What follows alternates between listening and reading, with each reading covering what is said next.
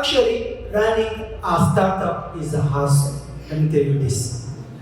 If you ever run a startup, every startup is in survival mode. That is the first. You fail, you die. What it means, you need to work.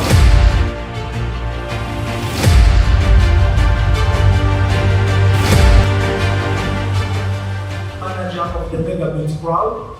So we are also going to be together with the one and only the community and running manager of ARX, Sam from the panel. Welcome, Sam. We are also going to be together with the one and only the founder and the chief storyteller of Tunifik, Sasha Shima. Giving a big crowd, big purpose. Please come in.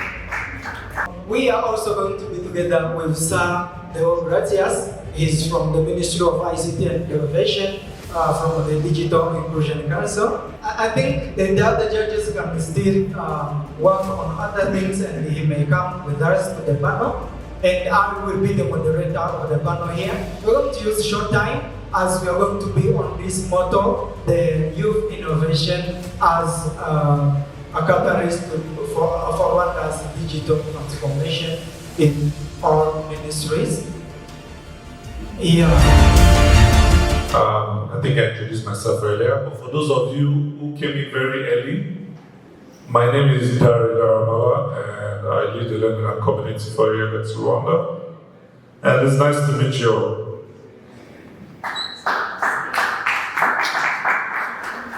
Hello everyone, my name is Charles Shima. I'm the founder and the chief storyteller of Tunifik, which is essentially an online travel store powered by travel entrepreneurs to discover and book things to do with short from real. I'm a proud Rwandan. I used to live in Canada for 28 years and I just moved here.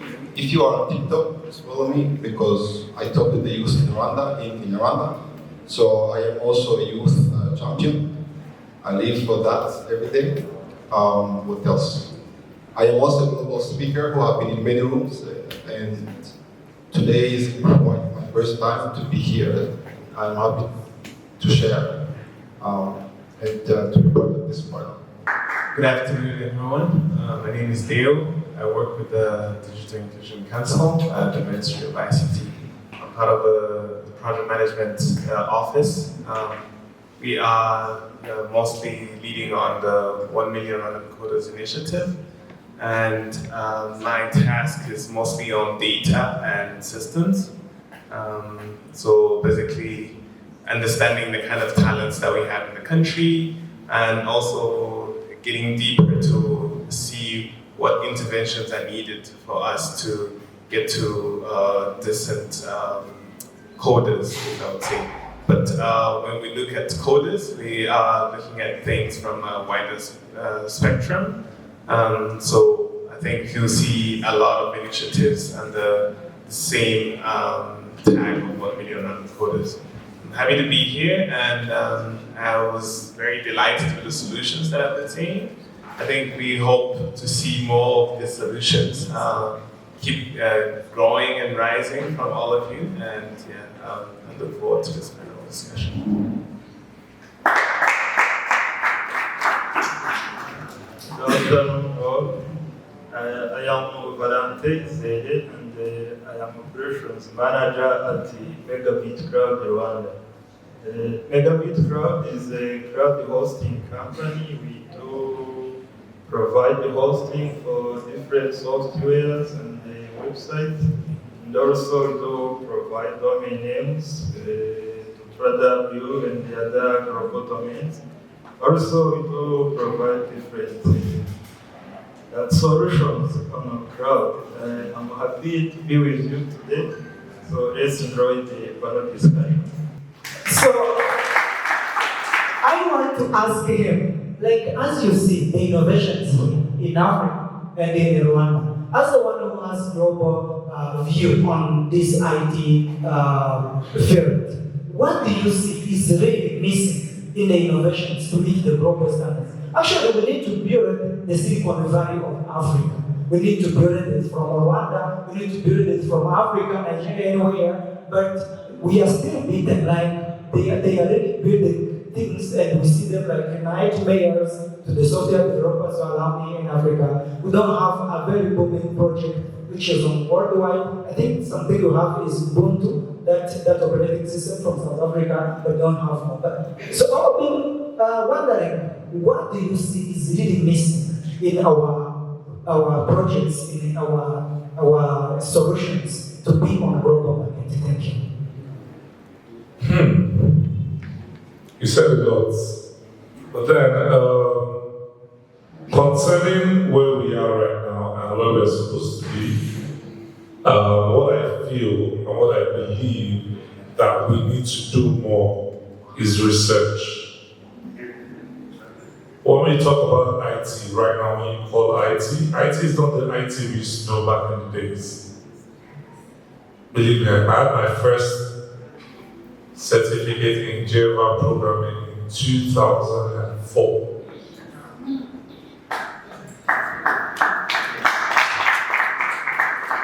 It doesn't mean anything now, just so you know.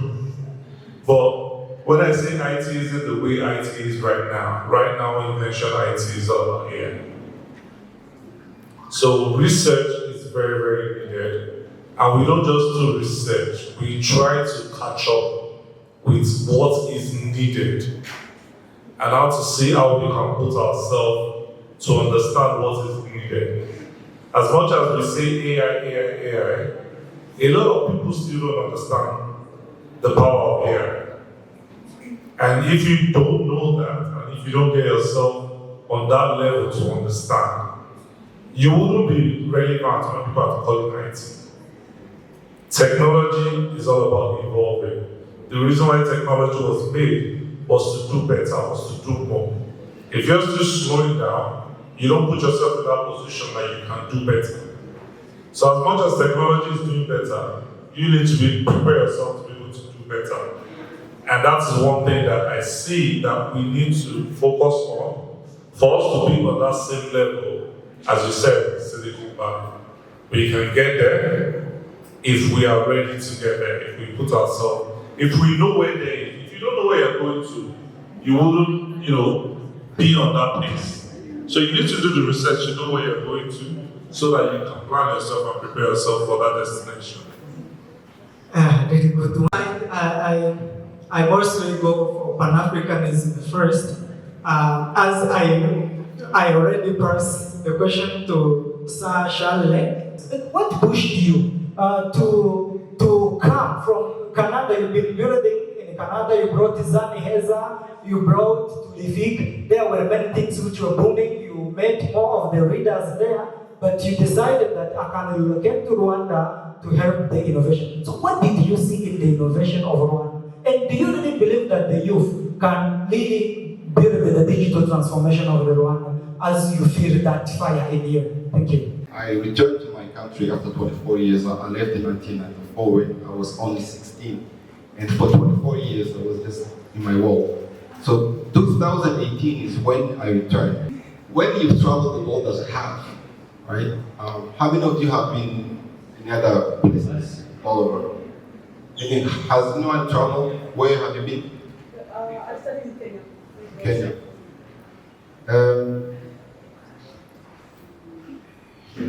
We have to know who we are as people of the continent of Africa as well. I don't think we do that. And I think we're always looking at the Muzungus, I can say that, they're not in the room, to save us, right?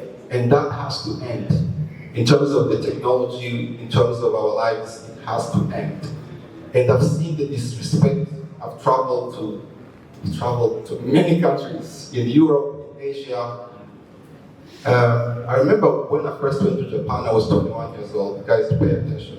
And I was only 2 years in that world. I have not quite comprehended how they perceive us. And so when I went to Japan, I was still fresh because I was raised to love everyone in my family. I do have an interview I did on Rwanda television. I will try to be quick. And I remember when I was with other students, and I was the only one from our continent in Africa, this Rwanda, I've always been proud of my roots. And so when I said where I was from, Rwanda and Africa, I'm 21, and the response I got from this person, and it was like this: so do you have AIDS, HIV? And I'm like, just because I'm from Rwanda? So if you think I'm lying, you can go Google on YouTube, Trevor Noah, AIDS, HIV. Someone told him the same thing in the US. Yeah, someone told him the same thing. So it happened. So this is coming from the place of love. It's the place of pride and the dignity, and no more hands out, Give us. So in connection is where our country is going, is the leadership we have. I go in many rooms. I met the vice president of FIFA, and the first thing I said to him, I'm Charles Shima, I'm from Rwanda, and his face was just so happy. He's like, wow, I love Rwanda. So there you go. Yeah, thank you very much. Really good answer. Actually, you see, most of the year are there with the red knights sitting on the screens, coding, as we are, most of the people in the room are coders. They are there coding, trying to develop some MVPs and things like that. And after sitting for 3 months, once I'm going to release my thing, I directly found that the government has the same thing. And I've been working on that for 3 months, not sleeping, not doing whatever. And we are really happy that we are together with the policymakers now. I want to know which is the way that the youth can really get access to the action plan of the ministries they are coming from, so they can know, for example, if I want to build the blood donation system, I'm going to check if the government doesn't have that same thing, because you cannot compete with the government, right? And if I've spent my 4 months making something, and I finally find that it is already implemented by the government, I'm now discouraged. And we are not going to transform the Rwanda digitally as we wish. Like, for example, we had some of the people from here, they had a project called With the Help Breeze. It is a project just to help the citizens raise their problems to the government. And at the same moment, the Minarok released the same project.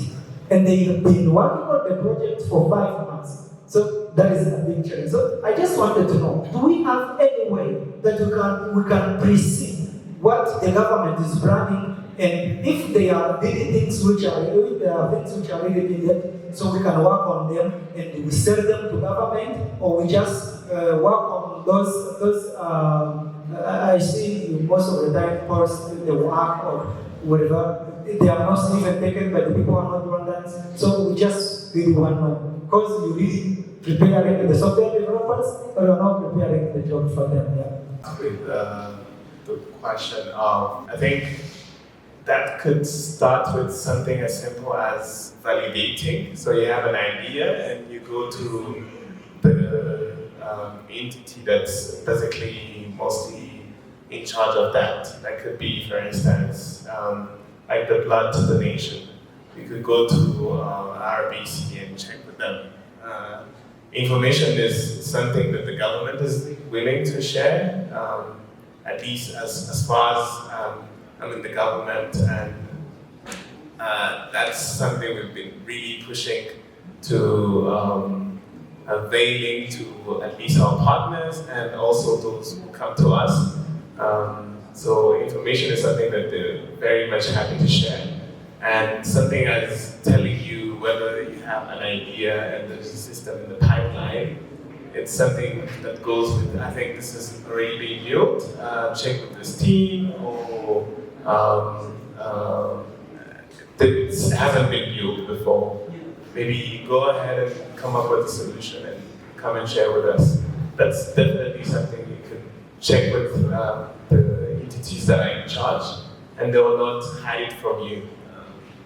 In terms of actually who has what kind of roles, I think the government has been doing a good job with building things in-house, if I could say.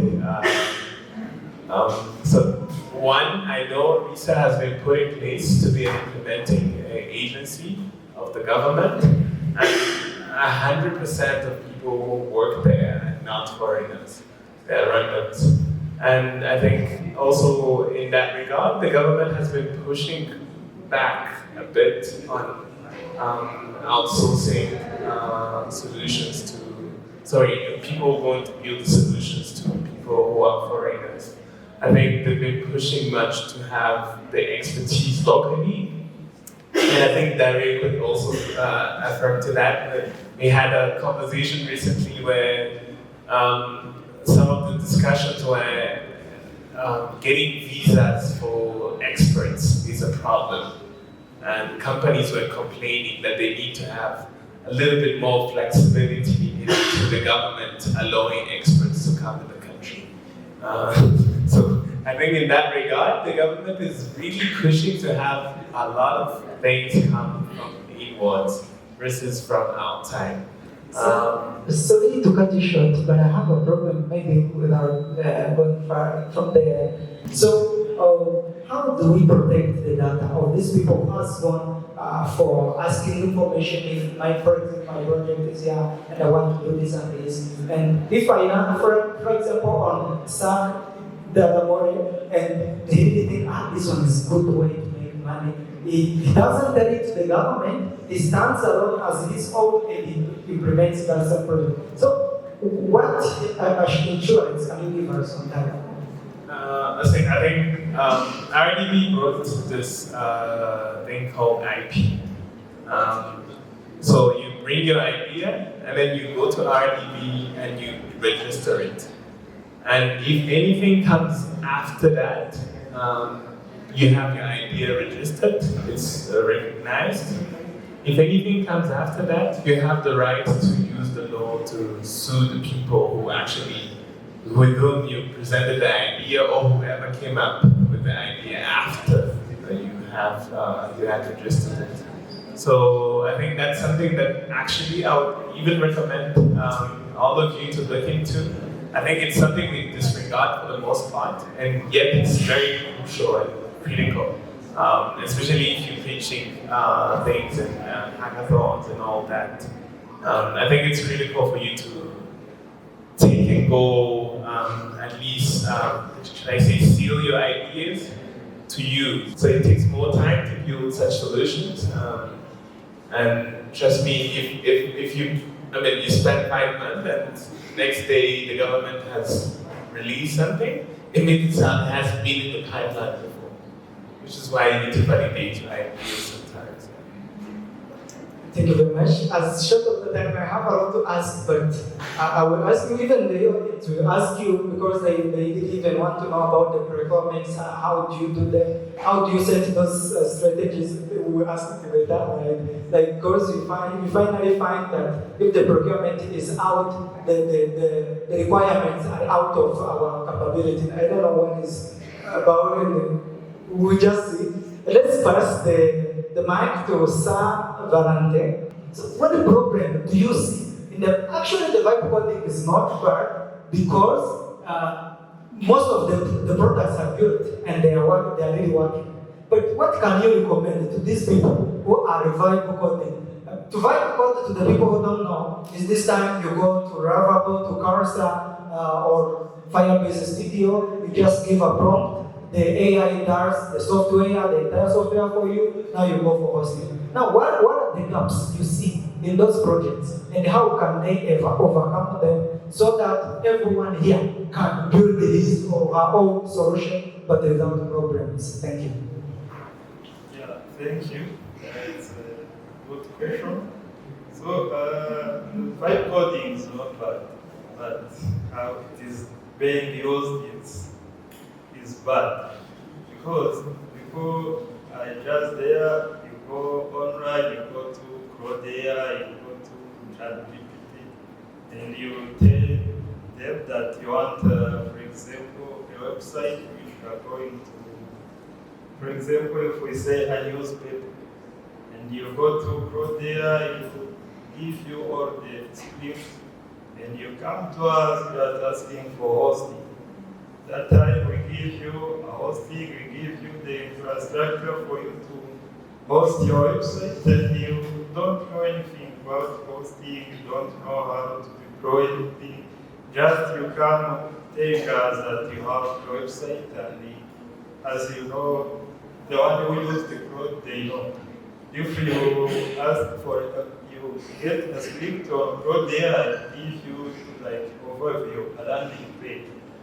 And you come telling us, I have a website, I test it, is doing well, you can click any feature, it is working, but people don't know how to host, they don't know what is required to be live, so that if person or if anyone wants to reach you, on Google, they don't know how it works.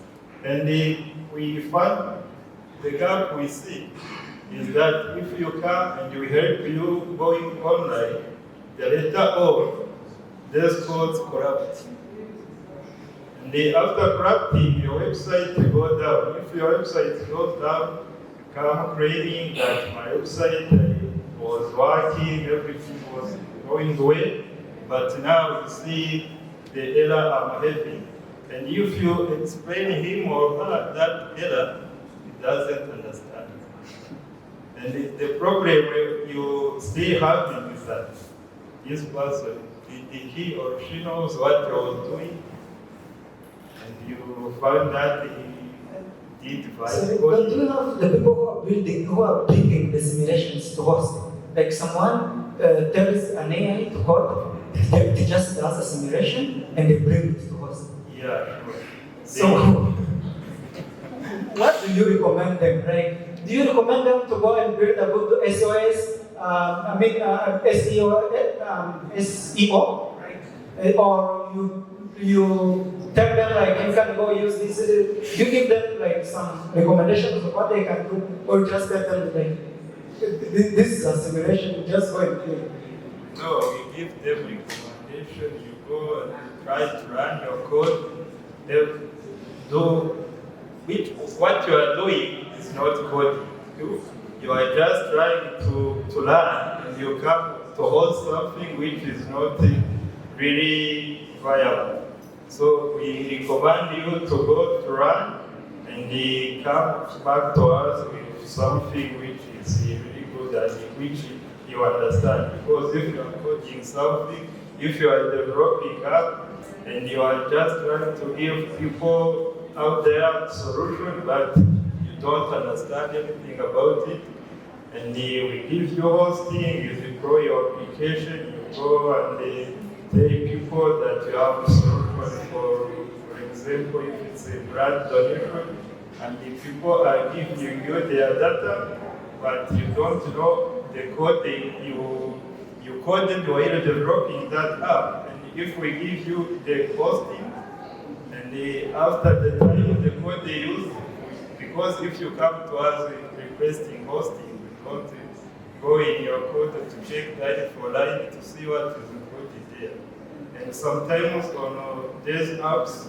AI, for your information, if you don't know, we have seen something with they put, if I can say, like they cheat.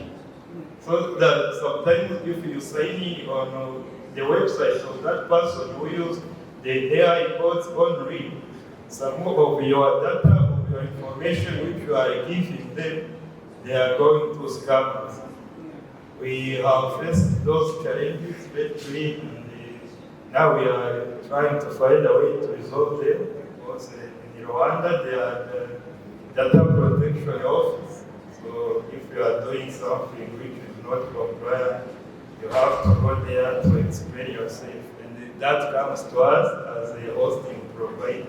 Because you cannot tell them that I hosted the website of the client, and that website is the one which is leaking information. That is our responsibility to go there and explain why this is happening. So what I can record, the young recorders who are just growing or who are just developing, they have to use their knowledge. We should also reflect here, but have to to understand what is giving us. It's there. Okay, let's pass the mic back to Sir Gabriel. Do you see tech as a money-making machine or an impact-making machine? I can explain this way. There are some people who always only think of the money once they are holding, and they are mostly becoming from like scammers or whatever, like, because they are all captivated with the money. So, what do you see in the tech? Money-making machine or impact-making machine, and why? Okay, so I'll speak for myself. All because of my experiences and my journey. Tech has always been an impact-making machine. If you understand why technology was created, you would understand that technology was created to help humans, either to do better or to do more. And that creates impact. So if you find yourself in an area whereby you need help to do something or to achieve something, you are creating an impact. So yes, a money-making machine, I wouldn't say that. But that usually comes to people who are outside tech, and all they can see is tech is where money is. But they don't understand what you put into it to get whatever results you're trying to get. So always tech is an impact machine for me. It serves crabs. Maybe we are not together. I'm going to find your time for questions. I'm sorry, I'm going to ask only 3 questions and small ones, so you can ask the questions too. The next question goes to Sir Charles. Actually, ask the youth. Let's admit this. Once I finally get a visa, something coming in my mind is finally I'm in this country. I'm going. Yeah. So, and we really need this country of ours to be built by us. What can you tell to the youth? From your experience, from what you saw, from whatever, like, what advice can you give, like in 1 or 2 minutes, to them to know, to really understand the goal they are holding in their hands to be in their country? Thank you. I've lived in Canada for almost 28 years and traveled everywhere else. And so there's always this notion, because of the way the Western media has shown us the images of the West, that now on my TikTok, if I show that there are homeless people in Vancouver, you should go see it, then the comments start coming. It's like, no, that's not real. What's going on here? And so, given where Rwanda is in many places in the continent of Africa, I would like to ask you this simple question. I'm just going to get to it. Look around Rwanda. Even he's here. If I may. I was even Right? Ask yourself, like, I was at the Africa Week in Northern, and we had people from all over the world, mostly non-black people, let's say. Ask yourself, just close your eyes. Why are they coming to Rwanda? Why are they coming to Africa? And in addition, so why are you leaving when they are coming? That's all. Thank you very much. Another question was to Sir Deo. What is really necessary? What is really needed to partner with government, and what are they really looking for? Because you really need people to implement, right? You need people to implement more of the policies you have. So we wanted you to give us like a short clarification.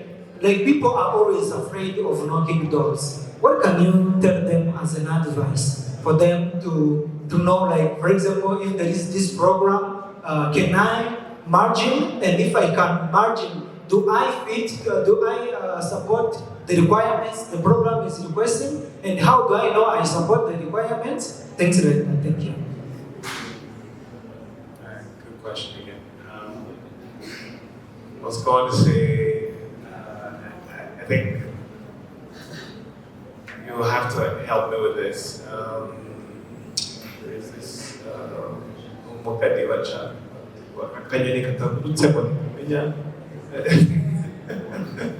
so, I mean, don't be afraid to knock doors. If you look closely into your own agenda, I think you have nothing to lose if somebody tells you no, especially if you are knocking on the door and you haven't asked. For the most part, I mean, you're still young, you still have a lot of avenues to go to and possibly get what you want. So you being afraid to knock on different doors is only basically limiting yourself. You might possibly get that grant, or you might get that funding that you've been looking for. You might get that opportunity. I've heard people get jobs by just going to offices and saying they have meetings with the CEO. And next thing I hear is that they managed to land a job.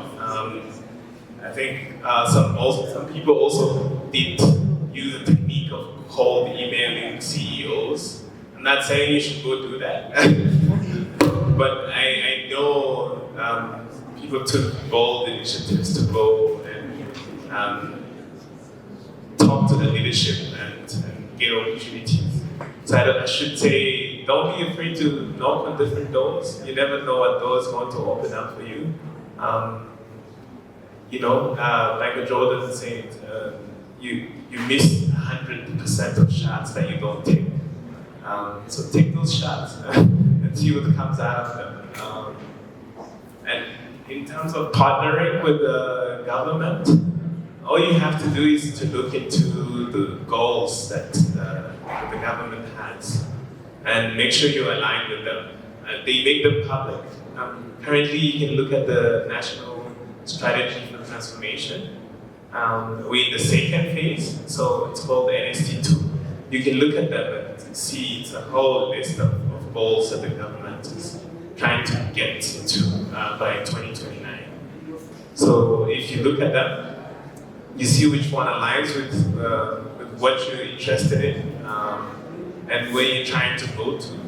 Then you know which ministries to go to, you know which agencies or institutions to go to, and you know how to start framing your partnership and proposals. So I think it's as simple as just trying to align with the different goals that the government has. Thank you. The last question of mine goes to Sir Izere. So, you are mostly of the cloud and hosting, things like that. You may not even be in these social stuffs, but you are. And I'm asking, do you plan to be more of helping youth and developers in general, as you feel it, in many of the community impact campaigns or initiatives like this one, or you are just somehow limited on maybe some of the initiatives or whatever? Because maybe many of the founders are here, of the people from engineering, have the people from the technical anyway. Then we say maybe we need this one, and if it can be profitable to that side and our side, we may knock the door. So are you open or? Thank you. Yes, we are open, and that is why we really doing this initiative of Code for Impact. Actually, we did have a hub like this like 4 years ago. So we started 8 years ago, and we started like this one here where we get the, and actually it didn't work. So as a piece of advice to these young innovators who presented the ideas today, if they didn't get the chance to get selected for the awards, or if they don't win, just continue pushing, because we passed through this, as I said, 8 years ago, and fortunately, we get the chance. As the Gracia said, we knock every door, we knock everywhere, and finally it comes to reality. In 2023, we got acquired by South African company after being on Rwanda market like for 5 years. And that South African company acquired us. And yeah, we reached the global market. We are now working in Africa, Asia, America, and Europe. From that, our name is still there. They are still calling us Megabit Crowd. And the Megabit started in Rwanda. So you understand that you have to keep pushing and you have to keep it up. Your ideas are very brilliant, I hear it all. And at Megabit Crowd will come you if you need advice, if you need something. Please knock your door, we are open at the Kigali Heights. Thanks. Okay, one or two questions from audience before we close the panel. Yes. You will forgive me a little because my question is concerning especially on young innovators, especially as students. I am going to ask Honorable from the Ministry of ICT. So, according to the previous questions that Yadone asked about how I wish that our ideas, our innovation is going to be stolen while we are presenting or requiring information mainly from the government. I think if I put it wisely, you advise us to undergo registration. But currently, as you know, in Rwanda, and also as it is still a developing country, and also as students, we don't have capital or money.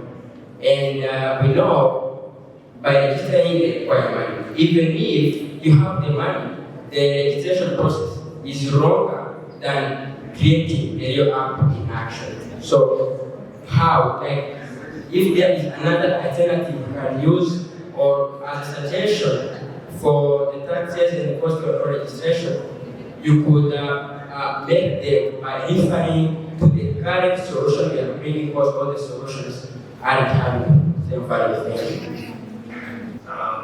So IP is basically your intellectual property, and you possibly don't have it physical. It's still an idea. You haven't even wrote down anything on paper or in your PC. You just want to make sure at least it's yours, it's registered under you. And if anything comes similar to that after you've basically registered it, you are able to take it to court and be able to present that this is my idea, somebody stole it. So it's very much free of charge. You can definitely look up things on RDB. And they've tried to simplify things as much as possible. In fact, not just the IP registration, even business registration in Rwanda is possibly among the easiest across the globe to register. So, in addition maybe to your business registration information, I think maybe people who've already founded businesses here can support me on this. But I think you don't need money to start, to have your business registered under RDB. Instead, they also give you, should I call it a grace period, until you've kicked off things and then you started making money. So you can start basically looking into taxes and all that. I'm not very much savvy with this, to be honest, but the founders here can definitely support with business registration and all that. I believe everything is online. You don't even have to go to RDB to actually get to know the information. You can just go on the website of RDB and you start basically having awareness of what needs to be registered, what does it take, how many clicks. You're just a few clicks away from things. You just need to visit the e-services of RDB, register your company if it is an enterprise or domestic or whatever, provide the information, then boom, the certificate is ready, your deal is ready, and they give you 2 years of like, this one, like you tax free of 2 years, just, okay, it doesn't mean you spend the 2 years not saying what you're doing, but once it is time to declare the tax, you declare zero. It is okay, it's allowed for the 2 years. So that is nice, I think. Okay, we have the 2 questions, we'll be quick, then we give the words and we close the session. Thank you so much. My question I'd like to ask for Sir Charles. There is, I think you have been mentioned about people who want to go outside in those countries. But I think many of them, they think about funds. So I want to ask my question in this way. What can you advise us as a people who was born from, let's say, in the provinces, not here in the city, who don't have enough information and who don't have more things about business? What can you tell us to encourage us, the advice you can give us to believe in ourselves that we can make it and it can be somewhere without going outside there and without relying on those people, even if we need to collaborate with others. But what can you advise us to believe in ourselves? Thank you. That's a very good question. So, the genesis of the world,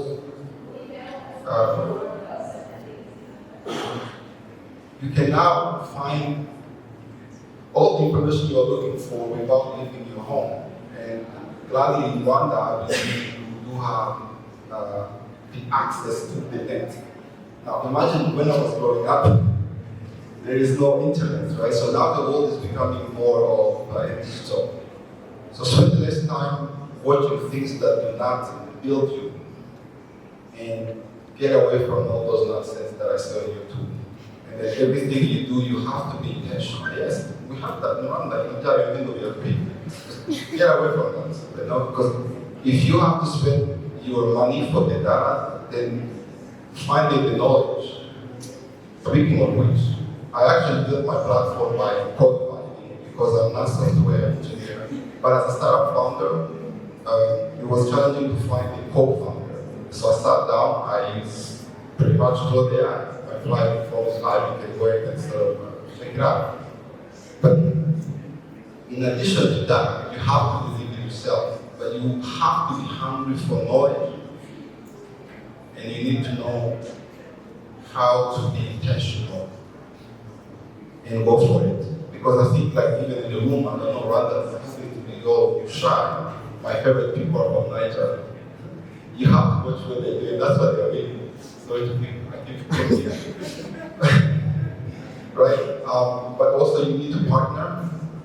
You need to work as a team. I have seen this year, and if you do that, I believe you're set for the future.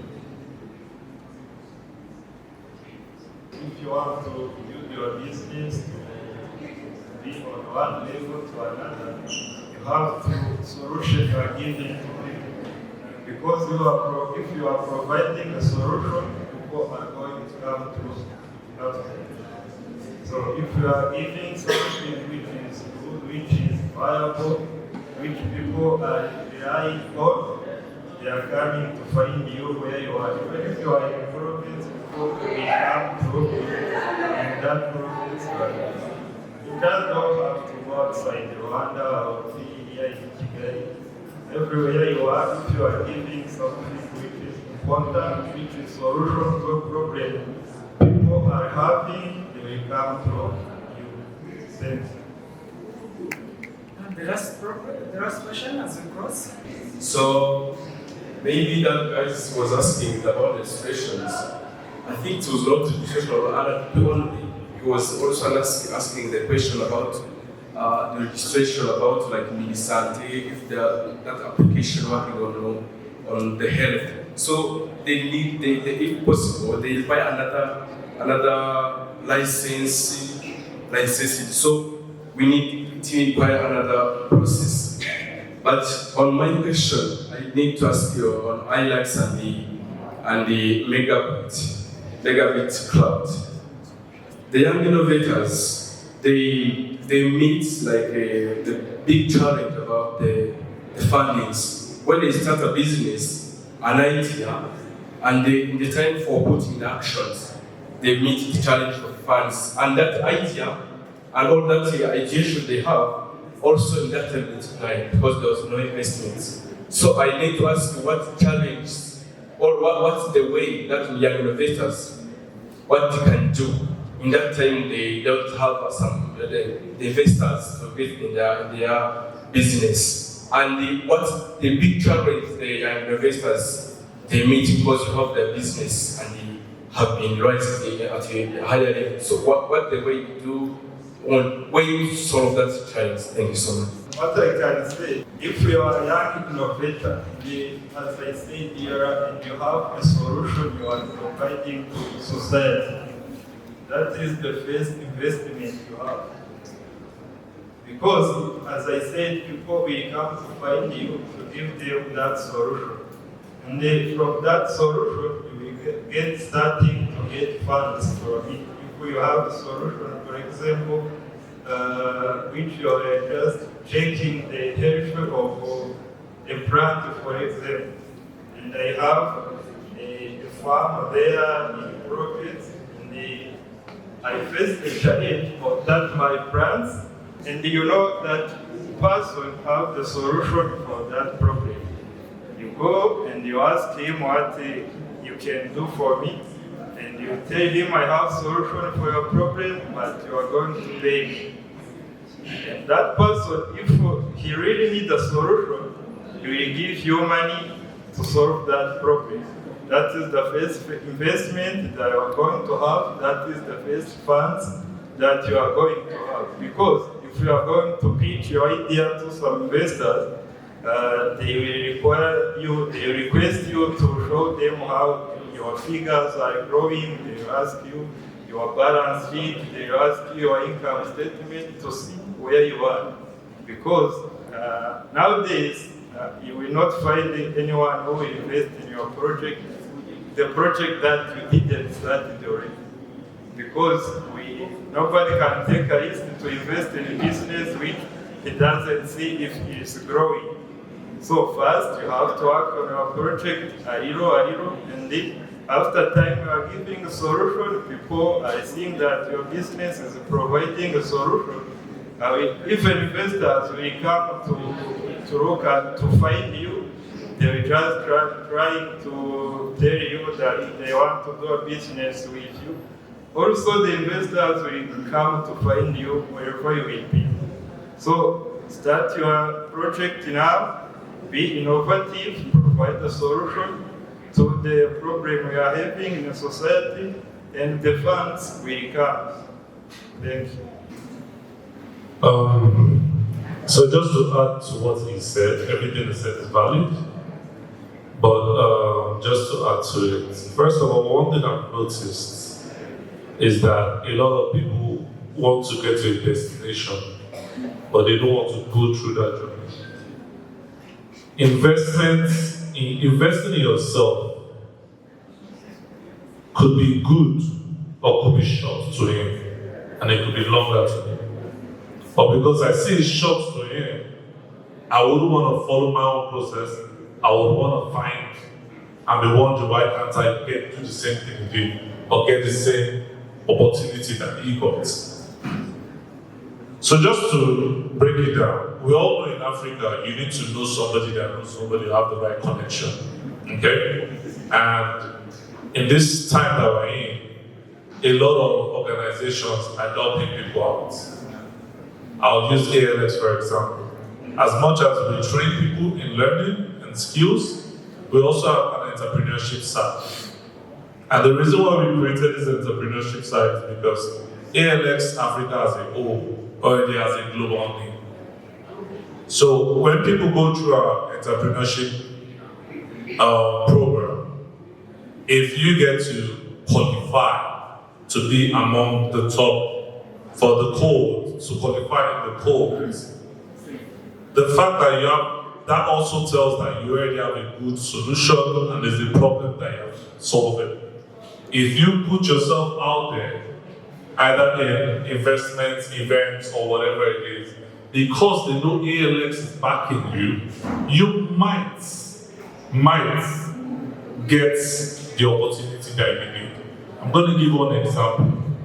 The previous quotes earlier this year, there's a lady there called, she has a solution that helps with, what's it called again? Blood, the stuff where they are put your leg. Diabetes.